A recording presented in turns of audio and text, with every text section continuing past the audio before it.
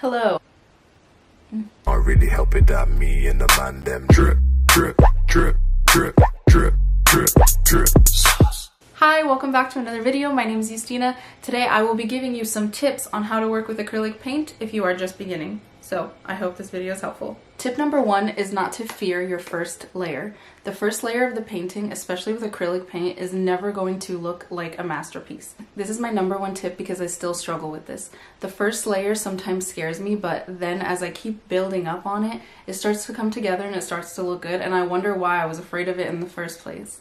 This piece right here behind me, I don't know if it's gonna focus, it's not, but this piece looked like crap in the beginning and now it's one of my favorite pieces. Tip number two is to mix your own colors. Try to avoid going straight out of the tube. Add two different blues together, see what kind of blue you get. Tip number three, if you are a beginner, is to experiment with different mediums.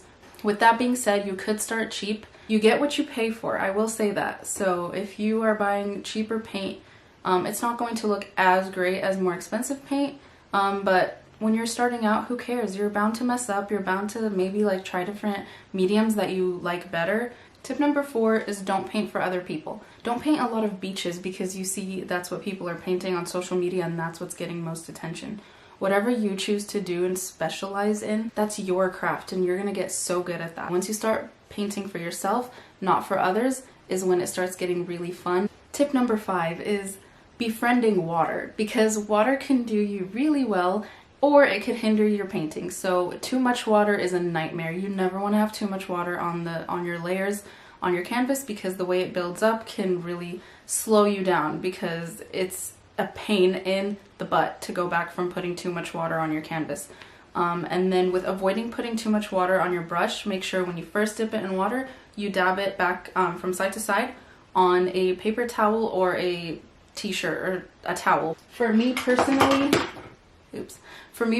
I've been using this t-shirt, which is super fun because then I could see all the colors that I've used and it's sustainable. With thinning out your paints with water, make sure you start with little water and work your way up. Tip number six would be about sketching. So for me, I've had to get into the habit of sketching stuff out with either the paint and then going from there first, or even with a pencil. There's other people who don't like sketching. That stresses them out. So they like to just paint and then have it flow to them. They really have an eye for like what they're going to do with the painting, and that's how they create best. Tip number seven is saving your paint with saran wrap.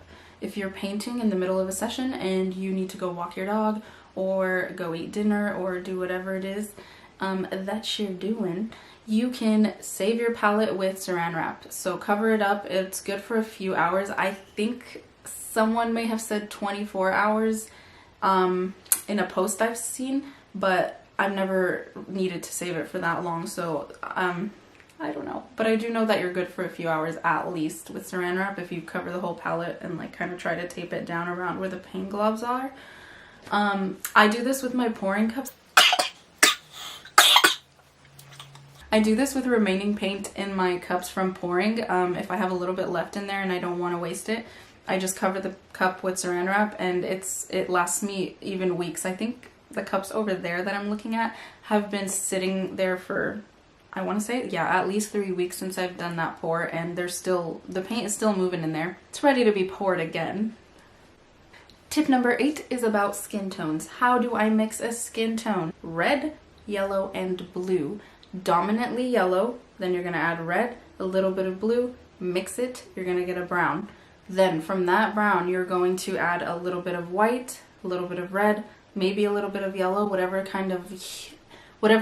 hue, I hate that word, whatever hue you're going with, you're just going to keep adding to that like initial brown color with a little bit of white to make it lighter. Tip number 9 is have fun. Don't worry about messing up. Don't worry about anything. When you're in your beginning stage of being an artist, whether it's a career or a hobby, you're in the best stage because there's no expectations. You're just having fun. You're learning how to do it. It's like being a kid again and just somebody giving you colors and being like, here you go, have fun, do whatever you want. And that's really all it is. So don't worry about, messing up your painting or anything like that, especially if you're working with acrylic. It's very forgiving and you could always build up layers, and the more you understand how the paint works on your canvas, you can really get it to work for you, and just have fun with it. That's it for my 9 tips, guys. I hope that this was helpful for you and that it answers some of your questions. I will be doing more videos in the future about shading and about certain types of brushes. So if you're interested in that, please make sure to subscribe. Thanks for watching.